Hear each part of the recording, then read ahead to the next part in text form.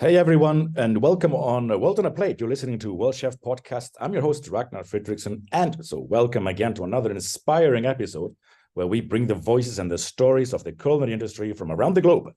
And so today I have a great pleasure to have Chef Charles Carroll as our guest, who, as many of you know, is the immediate past president of Worldchefs. But his culinary journey is a great testament for how the power of hard work and innovation and really the profound love for the art, for the profession, for the art of cooking really can transform a career. And his career speaks for itself. He's the executive chef of the River Oaks Country Club in Houston, Texas, which is known to be one of the top country clubs in the United States. We'll touch base on that. But he was the member and later coach of the U.S. National Olympic team. So many times Olympian, winning 4 golds and what have you. He's a very sought after inspirational speaker, really a captivating storyteller and educator who's published several books and amongst others, award-winning book, The Leadership Lesson from a Chef. So finding time to be great.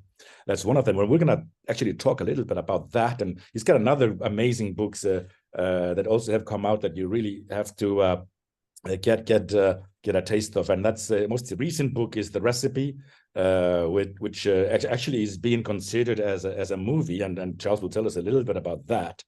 But hey, I had the personal pleasure to work closely with Chef Charles when he served as president of Worldchefs, and who today I consider to be a great friend and a great mentor of mine. So today is a special episode, and we want to delve into Chef Charles' remarkable journey and gain valuable perspective of his inspirational leadership style. So with no further ado, let me welcome Chef Charles, my friend. Wow, wow.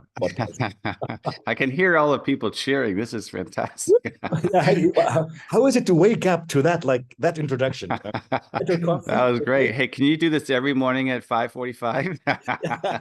It make me feel good before I start the day. For those who don't know, so Charles is back in Houston, and it's 5 o'clock in the morning. It's 6 o'clock, 6:30 now in the morning. Yeah. So thank you for taking the time early in the morning, and so I thought I'd pap you up with some good. Yeah, man. So now you feel so great. I appreciate that very much. But you know what, Ragnar, before we get started, I also want to say that I appreciate you and your friendship and your leadership down at the office in Paris, and I just want to say you guys don't hear it enough, but you're all doing an amazing job, and Worldchefs is lucky to have you as a director and leading the team there, and you got all the irons in the fire, and you're doing all the right things, and you're helping us stay connected with the world and all the members. So I just wanted to, kudos to you and your team and all your hard work. Hey, thank you, Charles. And yeah, there's a great team at the office, and well enough because you were there. We gone through some great times together, and there were tough times and challenging times. But hey, it's been such a great pleasure working with you. And so again, thank you for your mentorship and being a part of building up what we've done. So I mean, speaking of which, Worldchefs, I mean, how did you put your foot in the door? How did that come around? Well, it was a little bit unorthodox. I think, I had met Billy Gallagher a few times, and obviously he was an amazing inspiration to everybody. And it was in 2010, I think shortly after, it was a little bit after my first book came out.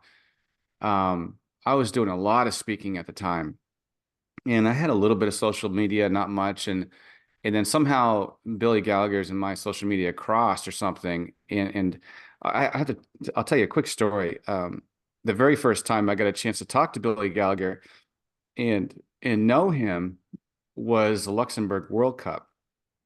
And it was the year that USA won. And I was a regional team member that was supporting the national team. And when we won, it was amazing. Obviously, it was amazing. And Billy Gallagher was one of the first ones there to give Keith Keogh a big hug. And obviously I gave him a hug, and I barely knew him. And but later that afternoon, we all sat down at one of the stands there, and we were celebrating with a pint of beer, and Billy Gallagher started telling some stories. So that's when I first met Billy Gallagher, and I stayed in touch with him a little bit, a note maybe once a year or something. And then all of a sudden, out of the blue, in 2010, we connected again, and I said, "Hey, how you doing? And it's so great to hear from you." And he said, "I hear you got a book." I said, "I want you to come speak to our young chefs in Chile, for the Congress." And I said, "Well, oh my God, it'd be an honor." So I was really excited about that, and to go to Worldchefs. I always wanted to get involved, didn't really know how. And of course, a lot of my mentors, a lot of folks that I stay close to, um, always talked about Worldchefs, and so that was my introduction. So I went there and I spoke both to the Congress on the main stage, and the young chefs, and then struck up a great relationship with Gisser Goodmanson, and invited him to my symposium at the club. And it just started from there. Then all of a sudden I became Congress chairman. And I'll tell you another funny story. I said no. When I had Gisser to my symposium at River Oaks Country Club, I had 250 chefs from all over the country. And the only reason why we had 250 is because I couldn't fit any more to do to feed them, and then to do all the sparks and explosions that I wanted to do. And so we cut it off at 250. And Gisser saw that, all the different surprises and bands and entertainments and motivational pieces and music, and he said, "Holy smokes, I want you to do this for Worldchefs." And I said no at first, and then we're both at the ACF convention, and he said, "Hey man, you're going to do the Congress chairman." I know nothing about being a Congress chairman, and he said, "No, you're going to do it." And Gisser had to address the ACF convention, 1,000 people in the audience. He said, "I want to introduce to you the new Congress chairman for Worldchefs." And everybody started clapping. I said, "Oh shit, I guess I gotta do this now." And that's how it all started. Sounds like our, let's take no for an answer. Anyway. And there you and there we are. All of a sudden, the president, and it was a great collaboration. But I guess I don't know if everybody realizes that's just a voluntary job, and you also have what some people call day job, but I guess for you it's a day and night job, and that's the River Oaks, and which actually I had the great pleasure to come and visit, but it's no usual place, And I think the people that, when we talk about country clubs in the U.S., people from the U.S. understand the meaning of that. I think around the world that concept doesn't really exist. So like, can you explain to us what is a country club? And you run one of the best one in the U.S. I mean, I can't just go there and have a dinner with my sweetheart this weekend, can I? But you could, because you're my friend. Because I've in fact, we did. Yes, you did. There are over, I think there's about 5,000 clubs worldwide. I think that's right, or in the U.S. It's a private club, so we have 1,750 members, and it's private. So you have to pay a dues. You have to pay a dues, but you also have to pay initiation fee, and it's a pretty expensive fee. So not your average day-to-day guy is going to be able to afford that, first of all. And then there's a monthly dues on top of that. So it's very, very private. It's very exclusive. It's a lot of the decision makers and legacy folks from Houston, I guess you could say. And our property, the clubhouse is about 150,000 square feet. It's a large building. We have 7 kitchens and 4 restaurants.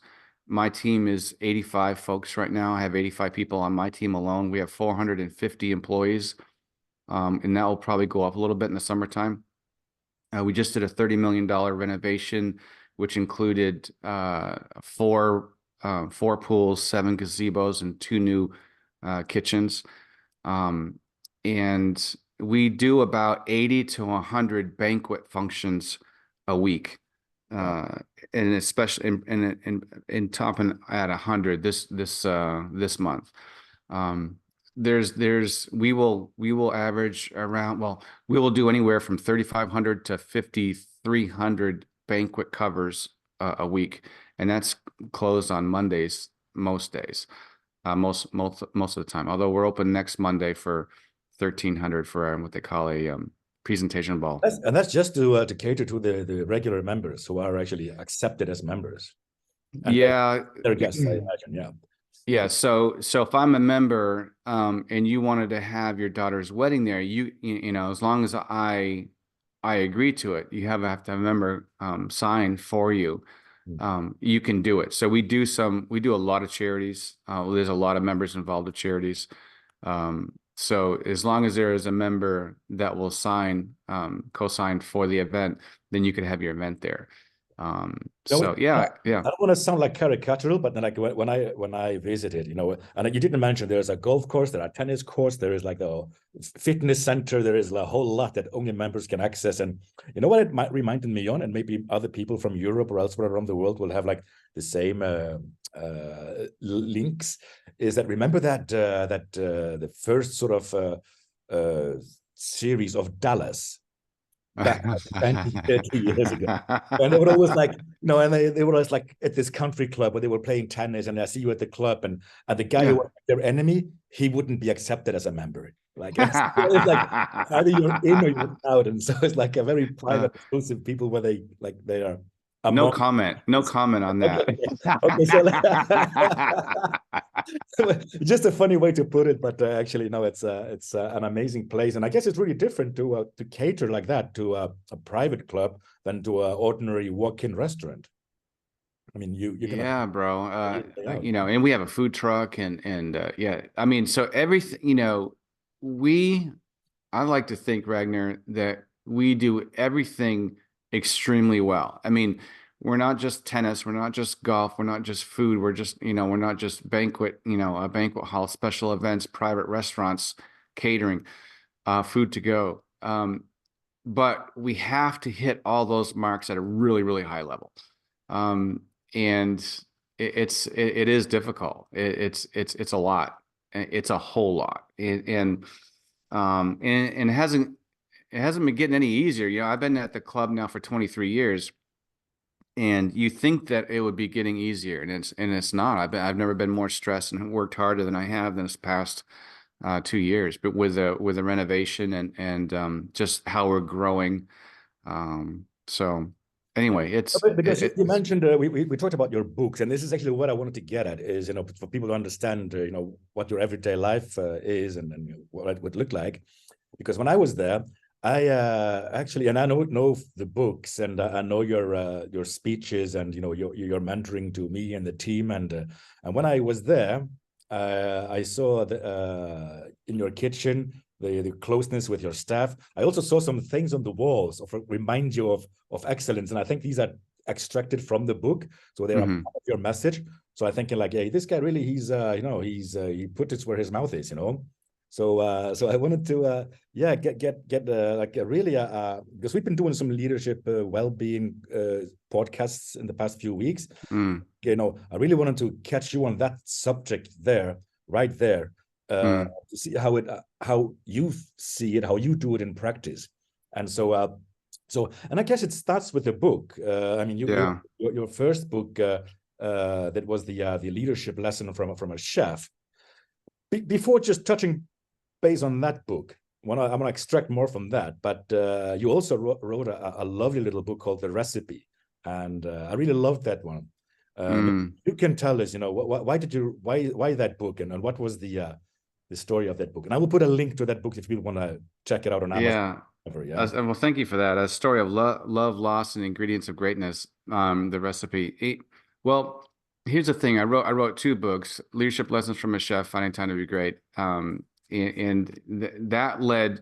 I was touring the country and speaking a lot, and and then that led to another book strictly for students. And then I wanted to write a book, a parable, a story, a lovely story, and obviously that's a little bit easier because you don't have to do any research, and it's dreaming. But I'm, as you know, Ragnar, you know more than anybody, I'm a big dreamer, and I love the show. I love developing stuff, and I love presenting and just the art of it, the art of the show. And so I wrote the recipe with full intention of it becoming a movie. And so I was dreaming about the big screen.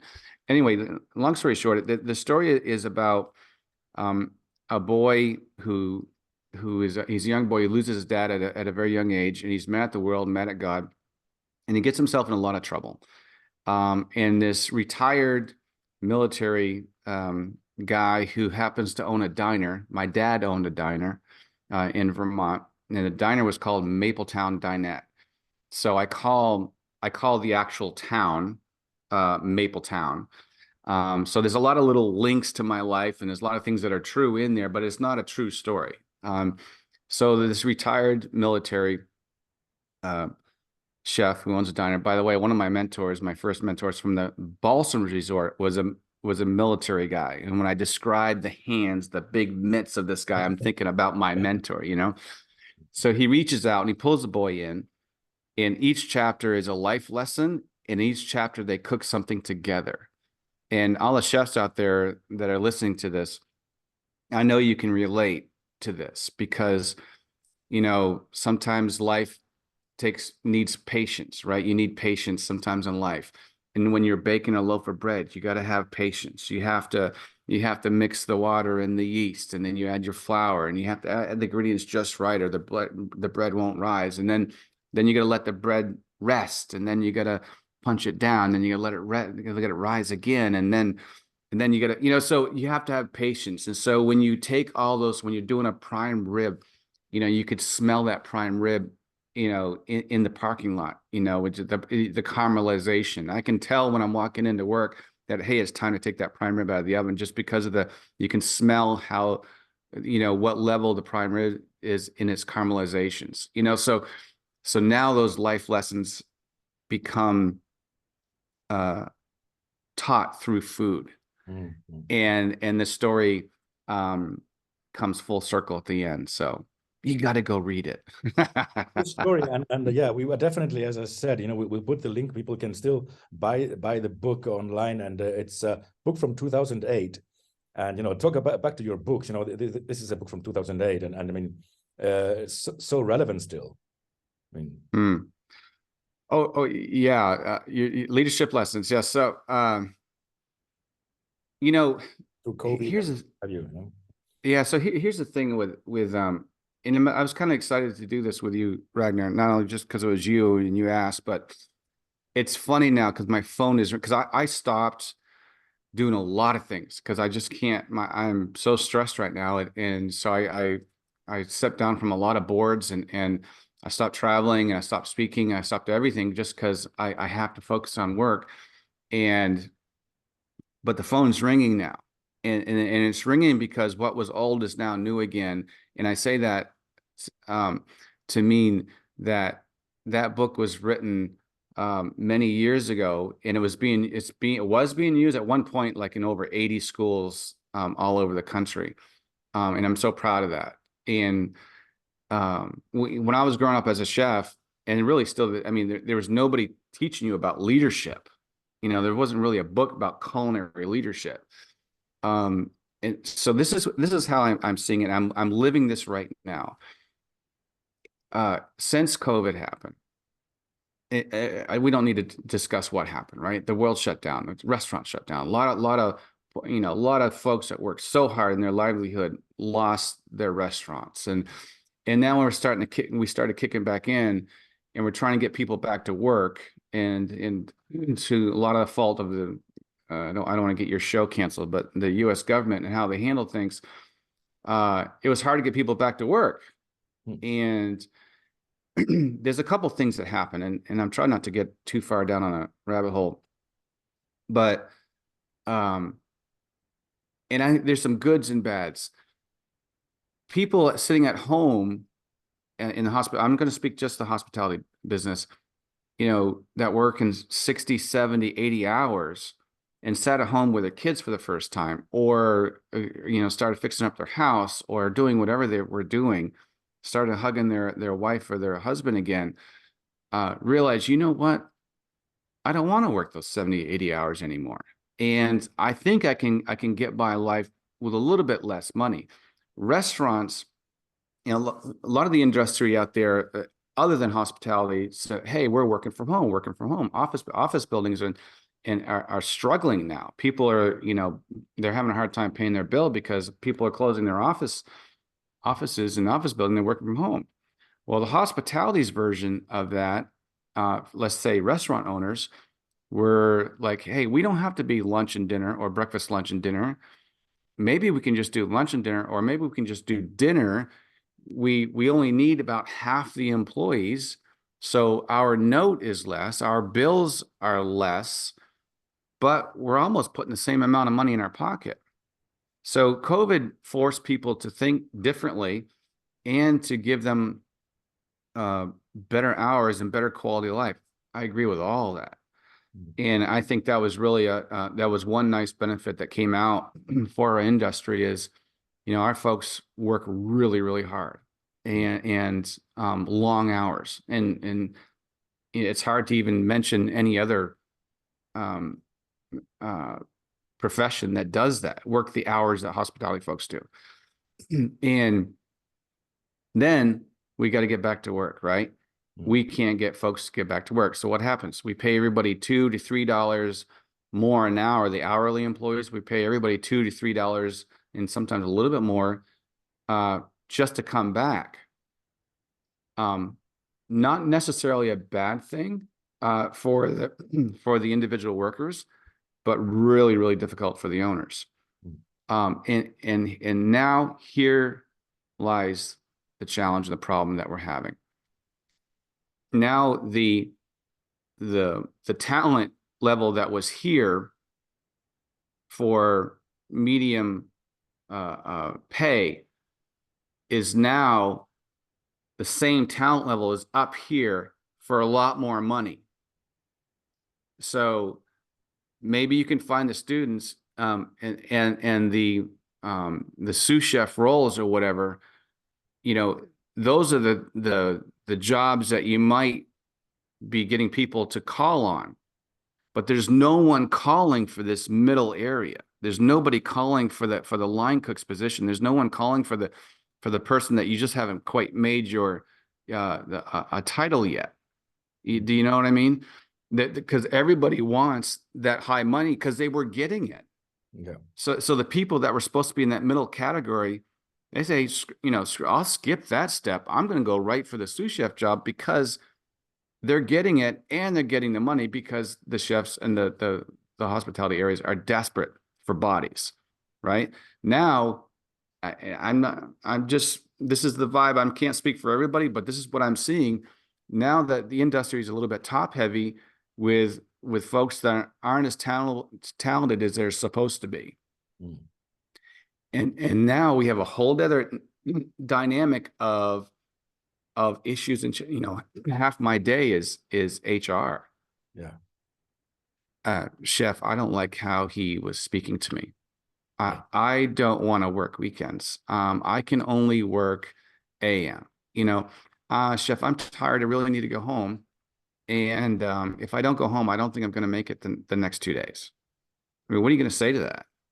Yeah. You're going to say, screw it, go back, So that was a long story.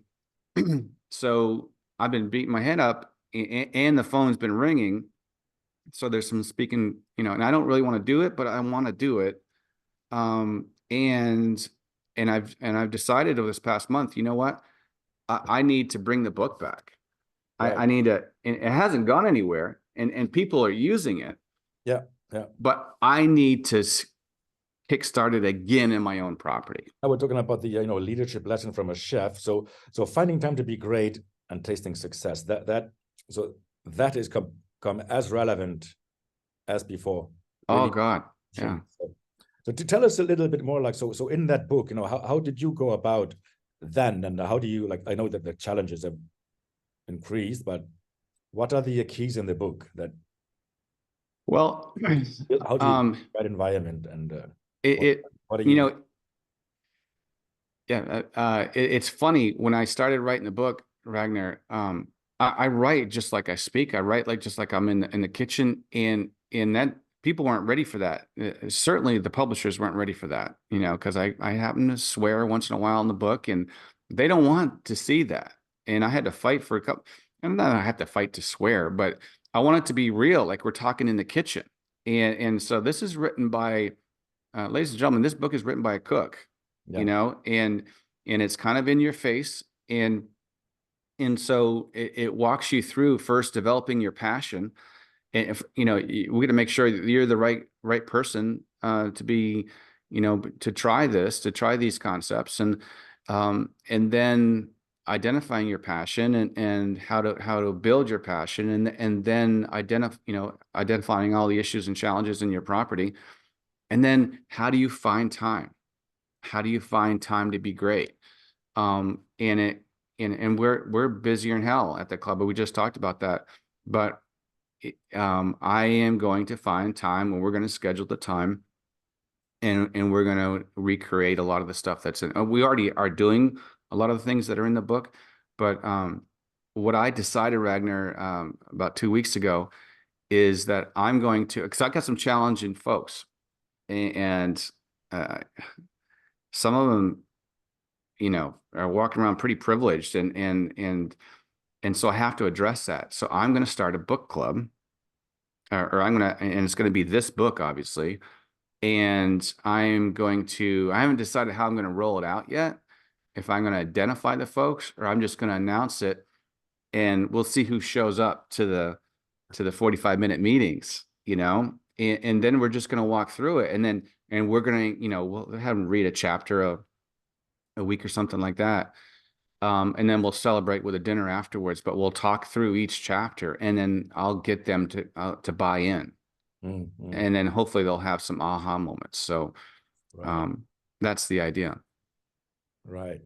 So really it's the key is not to have like a plan and action, but actually it's to have buy-in. Buy-in is the key issue so you have to have like soft ways of almost having people thinking that the idea was theirs actually at the end of the day. That's well put. That's well put, Ragnar. So here's the struggle, right? We have 450 employees. So, and we have a lot of new management. And so how do you build a team to get people to buy in, as opposed to them thinking it's bullshit? Right? I mean, so like I'm gonna build this team, and we'll get these guys behind us, and so, hey, show up in this at 1:00, and we're gonna do some icebreakers, and people hate that stuff. And like, we're doing it because we said we did it. Like, hey, we did this team building event. Yeah. And no, I mean, come on. What? Yeah, and then what? And so what? Yeah, it's like putting your fingers on the chalkboard. It's like, oh my God. So how do you do it? So you got to get them to want to show up themselves, that they want to show up. And then once they get in there, you engage them.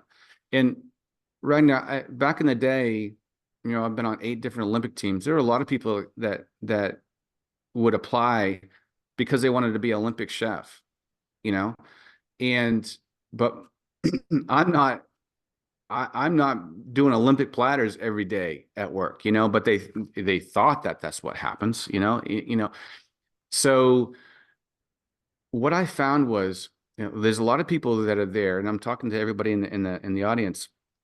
There are a lot of people that are at your property because of you. So what are you going to do to give them a piece of you? And one of the things that we've done, unfortunately, I've only done them like 2 or 3 times a year. And so I'm going through this all in my head. We have leadership luncheons at the club, and this one I do agree with. And so, like I said, we have 450 employees, and the leadership team will do luncheons. Okay, A, they can sit down and have a hot meal. B, they can hear from somebody that's a leader in the club, and it's social. They're getting something free. They're getting a great meal, but now they're hearing the life lessons of one of the leaders at the club. It's real, doesn't cost them anything. They can learn a couple of life lessons, and now they know why that person, that lady or that man walking around the building making decisions, why they sit where they sit. And so they have a whole new respect for that person. And now that's like a team building event of its own, right? Yeah. But all they're required to do is sit there and have dinner, have lunch. And so when I do those luncheons and the people's jaw drop, like, hey, I went to Afghanistan 3 times. Hey, I was a world chef president. People don't know that stuff. Even my own people. Yeah. And my own people haven't even read my book. So then they become, so that's kind of where I'm coming from. Like, developing these things that they want to come to, that they want to engage in, and then they want to come back and do it again. Yeah. No, that's a lot of food for thoughts there, huh? Because it is not your sort of average like 10-step to great leadership type of talk, but it actually comes from the human being is there first. It's not the techniques that you can put in place and establish in 10 steps, but it's really actually, you have to have the mindfulness behind it. So I guess you can't fake that either. It has to come from you as a person, you as a leader.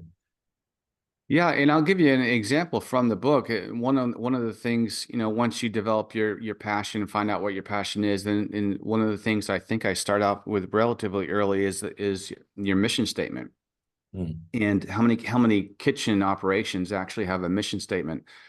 And when I was writing the book way back in the day, I wanted to develop the team. We were actually doing it as I'm writing it. And I said, okay, I want to do this chapter on mission statement. So I get everybody together. I'm thinking, okay, we can do this in a couple of meetings in 2 weeks or something. We'll put this together. And so I became impatient, right? Because it took 3 months, Ragnar. 3 months of we met once a week. It took 3 months, and I was getting pissed. I'm like, and I had in my mind, I already knew what the mission statement was going to be, and blah blah blah. No, I didn't. Because I engaged my team, and all of a sudden I had to hit myself upside the head too a couple of times. Like, oh, you got to listen to your people, and for the first, up until this point, and everybody listening in the audience, think about how many times do your employees have a voice in your operation? How many times can they actually, hey, chef, you know what I was thinking? That's what you got to have. You got to have buy-in, and so. I was at the first 3-4 weeks, I was getting upset, but then I ended up really enjoying the process. And now the chefs that were involved that were part of the mission statement believe in it because they helped create it. And now it's instilled in them. So that's a really great example and that's what I hope to get back to when I start doing our book club, or when I invite all my chefs, like for 45 minutes once a week, and we'll find out who shows up. It's voluntary, do whatever you want. But those ones that show up will be in a clique, and they'll start breathing this stuff, and maybe we'll feed them too, right? Maybe we'll give them some snacks and hors d'oeuvres, and, then go there. And now I'm going to build, that's what I'm going to do. I'm going to start building it back up again. And isn't that funny, actually, that what you're saying, and I'm just thinking back as you say it, like, have I ever experienced that in the many restaurants, hotels, hospitality operations where, actually it's really implied in the whole brigade system that there's a hierarchy and there's a guy who shouts, and the others say, yes, chef.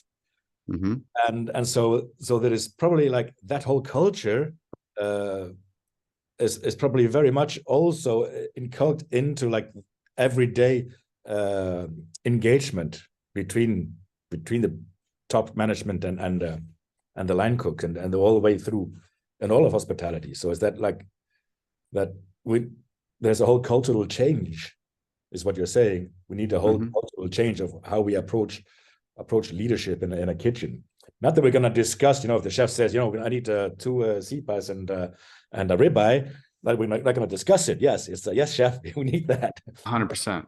But we still need like out of the kitchen before there needs to be maybe a different environment created where it's more open for discussion and it's almost contradictory almost. So we need to like be able to separate those when there is a task to be done and a hierarchy to be respected, and where there is an open space free to where you're free and secure to express yourself.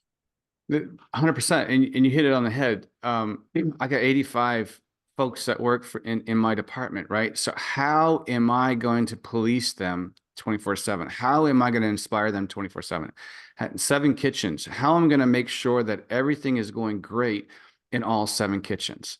I can't personally do that. I can't.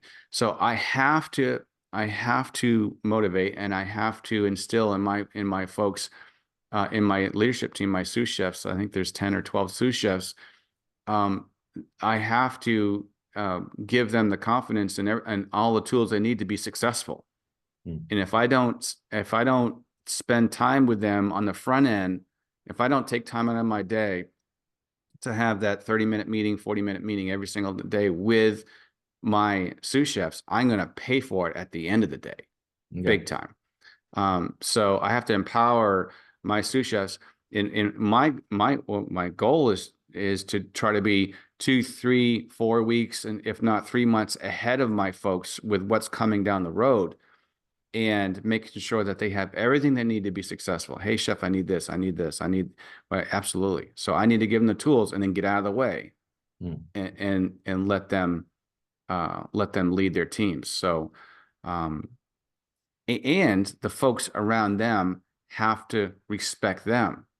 How do they do that? Well, they see these sous chef meetings that we set up a table in the middle of the kitchen, and they see all the sous chefs sitting at that table. Pressed starch jackets, prepared notes. They have their iPads. They're sitting there in their chef's table. We're having coffee. We're having cold water, or whatever the case is. And now the other chefs that are doing their work around the kitchen say, you know what? One day I want to sit at that table. They have something, and then they realize the people at that table are the ones that are leading the team. So I better listen to them. So there's a lot of things. Now, I was inspired by this book, Ragnar, by Jack Welch. Jack Welch was one of the most famous CEOs in America, and he led several companies. I think Chrysler was one. So, and he helped them out of bankruptcy and then led the teams. I was reading at the time. I wasn't reading a lot, and I was on a plane going to my mom's birthday party, surprise birthday party. And I was so inspired reading this book. I got off the plane and I said, I'm going to write a book. And I said, all these things that this guy was doing in these large corporations. I said, boy, I wish I could do that. And then I kept thinking, I can. I do have those people. I do have sous chefs. I do have people that can lead. And so my dad picks me up and I said, Dad, I'm going to write a book. And he slaps me on my back and he says, good for you, Charles. Now get in the car. I said, no, really, I'm going to write a book. And I said, it's going to be called Finding Time to Be Great. And I swear to God, that's how it happened. And then when I got back on the plane going home, I just started typing. Yeah. That's a great story. And definitely we anybody listening that check out the book, because we're gonna put it on the podcast where you can access that. And I think people that are working in education, particularly people that are running kitchens, people that are running, it's very relevant to all. Yeah, a lot of schools, I don't know where it's at now. I assume that it's gone down. I thought about doing a version 2 of it, but a lot of schools are using it in their management classes, right? So towards the end, before they graduate. So yeah, excellent. Well, thank you, Charles, for sharing all that. So what next? This is actually a great message because now we're heading up to the holiday season. Christmas is just around the corner, and it's a very busy time for chefs. And this is where like most of us want to be with friends and families, especially families. And but work first. And so big thoughts to all those out there. So you're planning something special for the holidays? To get through it. That's one. And as you know, Ragnar, I have my first granddaughter. I was born on Tuesday, Thanksgiving week. So we're excited. So family's a big deal to my wife and I, and we work hard on getting our family together as much as possible, which is challenging. But we're counting our blessings because everybody's in Texas, so in Houston, so that's great. We have some big events left at the club, so we'll be working pretty much after today. We'll be working straight through till Christmas, but it's okay. And then we'll do some spring cleaning and that. But yeah, we're looking forward to the holidays for sure. Yeah, thank you, Charles. So thanks for coming on the show and sharing all this. I don't know if any last thought that we might have slipped. You know, life is short, and you know, make sure that you figure out ways to stop and smell the roses. And when someone says good morning to you, good morning, chef, that you actually hear it, and that you have time to stop and put your hand on the shoulder and have a minute with them. One of the things in the book I talk about is sit downs. How many times do all of your chefs have a chance to have a one-on-one with you? But it's easy to get caught up in what we do. Don't regret, and make sure that you give your family a hug every day, and you call that one person. Call a family member every week if you can. Last year I lost my sister at age 60, and that was way too early. And my parents the same. I think they left the earth way too early. And you got to count your blessings. You got to hug your family, and then when you get to work, you got to hug your team. So yeah. Hey, that's a perfect summary. Finding time to be great with Charles Carroll. It was great to have you with us, and I think your message is really beautiful just now before the holiday. So for all our listeners, I want to wish you all a very merry Christmas and merry holiday season. Charles, to you and your family, big hugs to all of you. Enjoy Christmas. Appreciate it, buddy. Same to you, and we look forward to seeing everybody at the Congress next year. Yeah. So this was the Christmas special of World Chef Podcast. Perfect. Yeah. So everybody stay safe, and yeah, see you in the new year. Take care, everybody. Bye-bye. Merry Christmas.